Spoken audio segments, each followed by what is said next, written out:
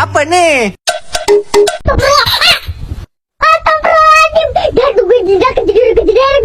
Astagfirullahaladzim, kamu ini berdosa banget. A few moments later.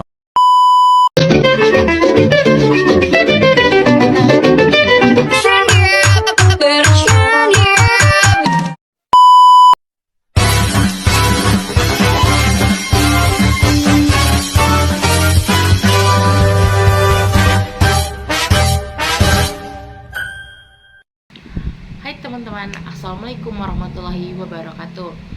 Jadi pada kesempatan kali ini saya membuat video untuk sedikit memaparkan materi tentang lingkungan bisnis.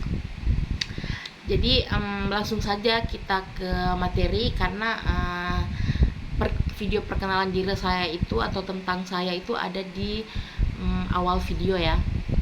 Jadi mari kita saja langsung masuk pada materi. Jadi sebelum kita masuk kepada lingkungan bisnis, sebaiknya kita tahu dulu ya apa itu bisnis. Jadi bisnis itu bisa dikatakan kegiatan ekonomi yang dilakukan oleh individu atau organisasi untuk mendapatkan keuntungan, sebuah keuntungan lah. Jadi namanya juga orang berbisnis atau membuka usaha itu pasti mencari keuntungan ya untuk memenuhi kebutuhan hidup mereka atau kebutuhan si pelaku usaha ini. Jadi bisnis juga itu dapat dilakukan dalam berbagai bentuk seperti perusahaan besar, usaha kecil-kecilan, bahkan itu ada pengusaha individu ya. Oke baik, langsung saja kita masuk pada lingkungan bisnis. Jadi sebelum kita membahas tentang lingkungan bisnis, di sini saya itu A few moments later.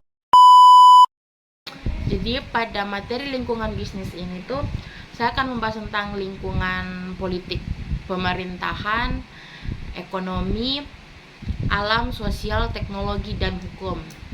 Nah, sebelum kita masuk pada penjelasan tentang keenam tersebut, saya akan memperkenalkan dulu apa itu lingkungan bisnis ya. Jadi lingkungan bisnis itu suatu keadaan yang terjadi di sekitar bisnis secara keseluruhan atau kondisi luar dalam perusahaan atau bisnis yang mempengaruhi laju dari usaha tersebut. Nah, itu pengertian lingkungan bisnis. Nah, yang kedua ada juga jenis-jenis lingkungan bisnis ya. Jadi yang pertama lingkungan internal, eksternal, dan lingkungan tugas. Jadi yang pertama itu lingkungan internal itu faktor yang di bawah kendali perusahaan. Contohnya seperti perencanaan dan kebijakan, sumber daya manusia atau SDM, manajemen tenaga kerja, hubungan antar karyawan, dan lain-lain lah. Nah, jadi yang kedua itu eksternal. Eksternal itu kebalikannya dari internal ya. Itu di luar kendali perusahaan, seperti konsumen, pemasok, publik, dan talenta, sikap politik, dan lain-lain. Mungkin masih ada lagi ya. Dan yang ketiga itu lingkungan tugas. Jadi lingkungan tugas itu melingkupi interaksi antar perusahaan dan para pemangku kepentingannya. Nah, kedua hal ini tuh terdiri dari pemerintah, pelanggan, kelompok kepentingan khusus, kreditor, serikat pekerja, dan juga masyarakat. Nah, itu sedikit tentang lingkungan bisnis. Baik, langsung saja kita ke materi yang pertama. Jadi di sini tuh saya akan membahas lingkungan dalam politik pemerintahan. Jadi kita lanjut materi politik. Jadi politik dalam lingkungan bisnis itu ini ya, semua bisnis itu tunduk pada lingkungan eksternal tempat mereka beroperasi. Jadi sebelum kita ke situ ada yang namanya PESTEL. Nah, PESTEL itu analisis PESTEL itu kerangka kerja yang digunakan untuk bisnis untuk mengeksplorasi faktor-faktor lingkungan makro yang mempengaruhi mereka. Nah, jadi PESTEL itu, kalau kalian tidak tahu, PESTEL itu akronim untuk komponen politik, ekonomi, sosial, teknologi, hukum, dan lingkungan. Nah, analisisnya PESTEL itu terutama menilai besarnya dan jumlah faktor lingkungan makro yang memengaruhi bisnis. Nah, menurut sebagian besar analisis PESTEL, politik dalam lingkungan bisnis memiliki dampak positif dan negatif dalam berbisnis. Oke, lanjut. Sebagian besar juga faktor politik berasal dari pemerintahan ya, dan hampir tidak ada yang dapat diatur oleh bisnis. Faktor politik terutama yang mengaruhi kemampuan bisnis untuk melayani dan mempertahankan pelanggan sambil menghasilkan laba. Nah, faktor politik yang memengaruhi bisnis meliputi perpajakan, undang-undang ketenagakerjaan, dan stabilitas politik. Nah, jadi faktor-faktor tersebut itu dapat mengaruhi bisnis secara positif dan negatif. Jadi salah satu dampak negatifnya itu adalah munculnya risiko ya. Jadi faktor risiko dapat berdampak itu signifikan ya pada laba bisnis, sehingga bisnis menanggung kerugian besar. Nah, beberapa faktor risiko umum meliputi demonstrasi dan perang. Itu sudah pasti ya guys. Nah, faktor politik tertentu dalam bisnis dapat memengaruhi faktor lain dalam lingkungan bisnis. Misalnya beberapa keputusan politik dapat mengaruhi iklim ekonomi secara negatif ataupun positif. Nah, jadi salah satu skenario politik yang paling umum dalam bisnis adalah bagaimana ketidakstabilan politik berdampak negatif pada aktivitas bisnis. Nah, ini contohnya itu terjadi pada ketidakstabilan politik yang terjadi di Mesir pada tahun 2011 ya. Nah, ketidakstabilan tersebut meliputi demonstrasi di jalan-jalan Kairo untuk menggulingkan Presiden Mubarak Hosni. Nah, untuk selanjutnya itu kalian bisa cari aja, bisa share tentang politik dalam lingkungan bisnis yang terjadi di Mesir itu pada tahun 2011. Oke, selanjutnya kita beralih untuk materi yang kedua. Jadi pertama itu lingkungan ekonomi dalam bisnis. Itu adalah faktor-faktor ekonomi eksternal yang memengaruhi kebiasaan menjadi konsumen dan bisnis. Nah, sehingga berdampak pada kinerja perusahaan. Nah, faktor-faktor ini seringkali berada di luar kendali perusahaan ya, dan dapat berskala besar, makro atau berskala kecil ya. Jadi ada beberapa faktor ekonomi yang memengaruhi lingkungan bisnis. Yang pertama itu PDB ya. Jadi PDB itu produk domestik bruto. Nah, jadi PDB ini tuh yang menguntungkan bisnis karena konsumen membelanjakan itu lebih banyak ya. Ya, lebih banyak. Nah,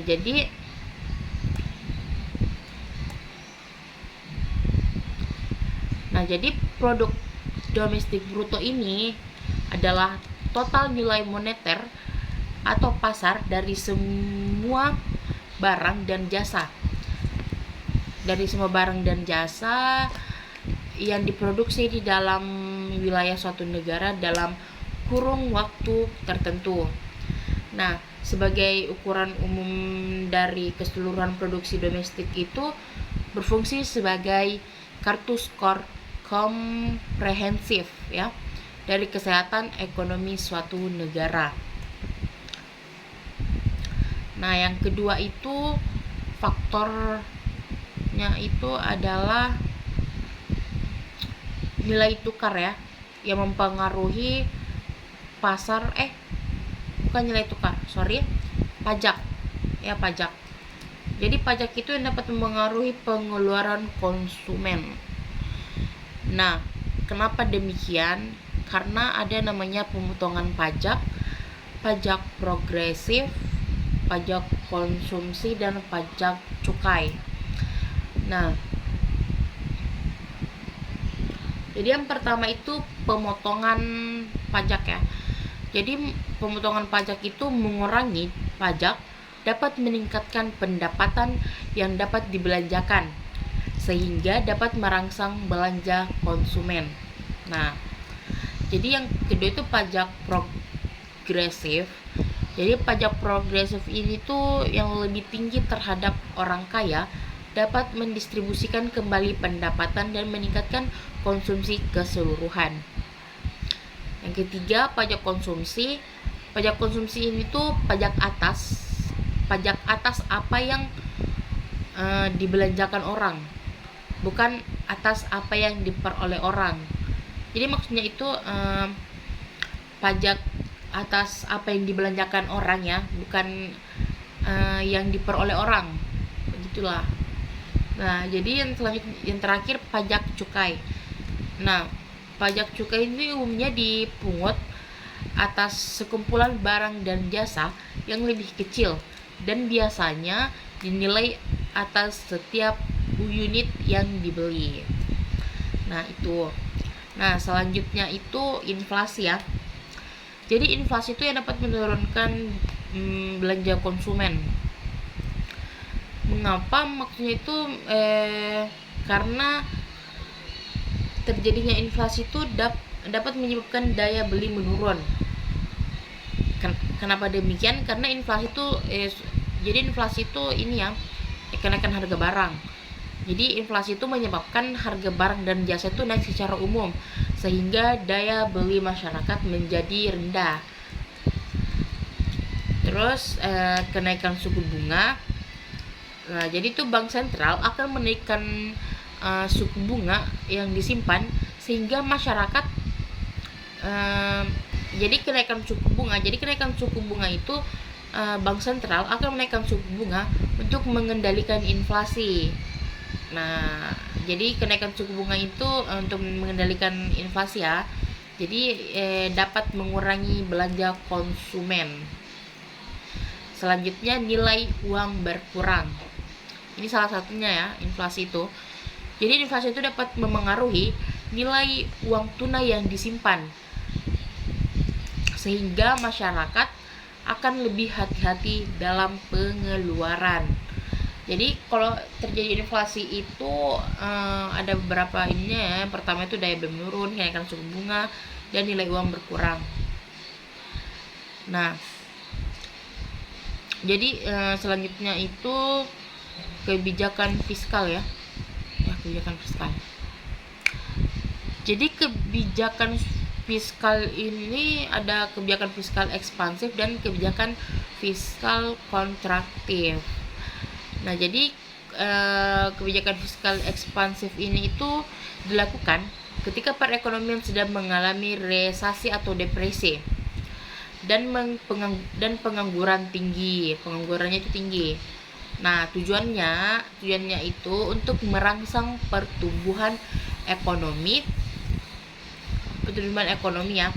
Jadi kebijakan ini dilakukan dengan meningkatkan belanja pemerintah, menurunkan tarif pajak, meningkatkan konsumsi dengan memotong pajak pendapatan pribadi atau pajak gaji, dan meningkatkan investasi dengan memotong pajak bisnis. Nah, itu adalah kebijakan fiskal ekspansif. Nah, selanjutnya kebijakan fiskal kontraktif. Nah, kebijakan ini tuh dilakukan ketika perekonomian negara sedang mengalami ekspansi ya dan mulai memanas, overheating. Tujuannya itu untuk menurunkan daya beli masyarakat dan mengatasi masalah inflasi. Ya, ini lagi-lagi inflasi. Jadi inflasi itu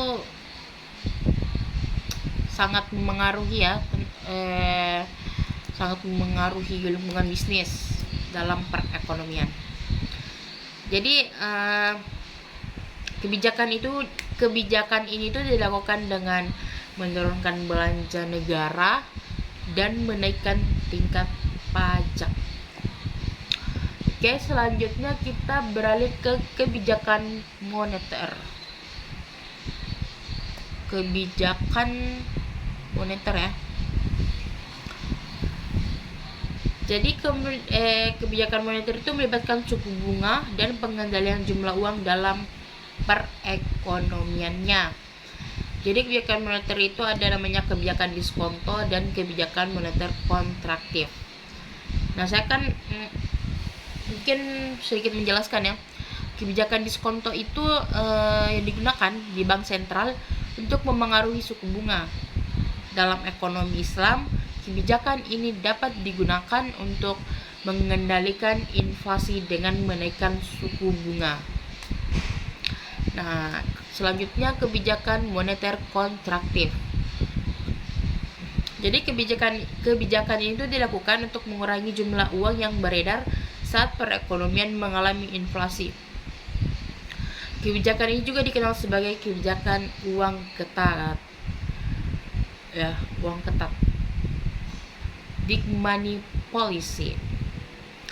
Nah, selain kebijakan diskonto dan kebijakan moneter kontraktif, ada beberapa kebijakan moneter lainnya. Seperti kebijakan moneter ekspansif, itu tindakan untuk merangsang pemulihan ekonomi saat terjadi resesi. Operasi pasar terbuka, pengaturan cadangan bank, menetapkan target inflasi, dan intervensi mata uang. Oke, jadi kita lanjut pada materi alam pada lingkungan bisnis ya. Jadi lingkungan alam dalam bisnis itu faktor-faktor geografis dan ekologi ya. Jadi dapat memengaruhi kegiatan bisnis, dan juga ada beberapa faktor alam, antara lain itu geografis, kondisi iklim, ketersediaan sumber daya, kualitas udara, dan peraturan lingkungan. Nah, ini contohnya itu akses ke saluran air ya. Jadi lokasi bisnis yang dekat dengan jalur air dapat memudahkan pengiriman bahan mentah dan produk jadi. Namun bisnis yang berada di dekat saluran air juga rentan terhadap banjir dan badai. Jadi ada untung tidak untungnya ya. Kayak akses air itu dekat dalam usaha kita. Nah, mungkin ini tuh berpengaruh dalam mungkin bisnis dalam bidang kuliner ya. Kan harus piringnya dicuci, kan tuh untukkan air gitu. Nah, itu yang kedua, bencana alam. Nah, perusahaan yang beroperasi di wilayah rawan bencana perlu memiliki rencana kesiapsiagaan yang baik. Nah, itu sudah jelas ya guys. Itu sudah jelas, maksud saya itu sudah jelas dalam melakukan bisnis atau usaha itu perlu juga yang namanya mencari tempat yang baik ya, yang tidak rentang. Cuman kadang ada perusahaan itu harus didirikan di tempat tersebut, makanya ada namanya kesiapsiagaan ya. Nah, yang kedua itu bisnis yang ramah lingkungan. Nah, bisnis yang ramah lingkungan itu dapat lebih hemat energi, sehingga biaya energi yang biasanya besar dapat dialokasikan untuk keperluan lain. Bisnis yang ramah lingkungan juga lebih tahan terhadap guncangan ekonomi. Itu guys. Jadi selanjutnya itu sosial terhadap lingkungan bisnis. Di lingkungan sosial itu tempat berlangsungnya interaksi sosial antar berbagai kelompok, pranata, simbol, nilai dan norma yang sudah mapan. Nah, lingkungan sosial merupakan bagian dari kehidupan manusia yang tidak bisa dipisahkan karena lingkungan sekitar sangat berpengaruh terhadap perkembangan seseorang. Oke, selanjutnya itu adalah teknologi. Jadi lingkungan teknologi dalam bisnis itu faktor eksternal yang memengaruhi cara perusahaan menjalankan bisnis. Seperti ketersediaan teknologi dan pengetahuan dapat digunakan untuk memproduksi dan mendistribusikan barang dan jasa. Baik, selanjutnya itu adalah hukum. Jadi ini mungkin hukum dan politik ini bisa kita ini aja ya guys, kita rangkum bersama. Jadi lingkungan hukum bisnis itu adalah sistem hukum dan peraturan yang berlaku untuk suatu bisnis, serta lembaga penegakan hukum dan sistem peradilan. Jadi tata kelola bisnis yang lancar, jalur yang aman bagi bisnis untuk mencapai targetnya, peraturan negara, bagian dan federal yang terkait dengan bisnis, undang-undang terkait properti sewaan, undang-undang pajak lokal, negara, bagian, dan federal.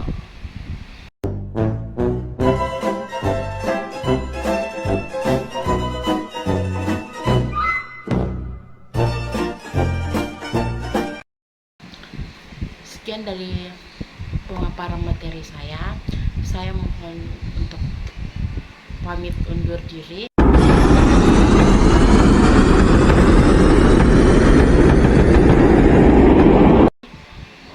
Assalamualaikum warahmatullahi wabarakatuh. Hai teman-teman. Jangan lupa saya ada sedikit persembahan. Nonton ya. So habis tak